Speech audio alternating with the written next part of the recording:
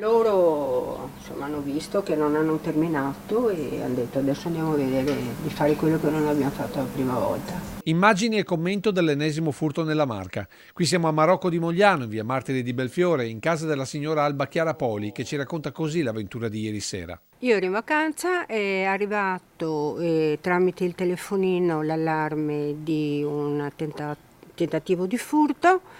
Ho contattato la mia vicina di casa di controllare se per caso ci fossero dei ladri o qualcuno.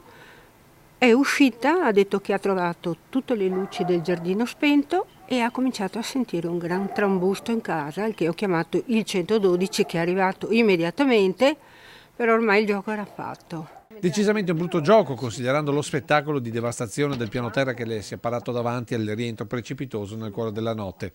Danni agli infissi e soprattutto agli averi per decine di migliaia di euro, nonostante non fosse la prima volta che questa villetta fosse visitata dai ladri. Guardi che c'è il sensore, vedi, di luce, tutto, nonostante quello. Perché nel primo tentativo di furto i carabinieri stessi mi avevano consigliato di potenziare tutto, cosa che avevo fatto, controllato allarme, aumentato le luci del giardino, tutto.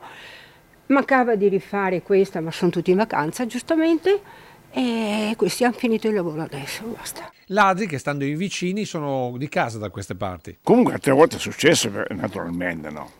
Succede sempre. Però la gente semina allarme, però deve pure andare via qualche volta, no? Ladri quindi informati su chi va in vacanza in questa zona dove dovrebbe essere attivo il controllo di vicinato, condizionale d'obbligo dopo aver sentito l'appello della signora Poli. Ci dovrebbe essere molta solidarietà tra vicinato, cioè quando si sente rumore, un allarme che suona, sarebbe bene farsi anche i fatti degli altri, ecco, in questo senso.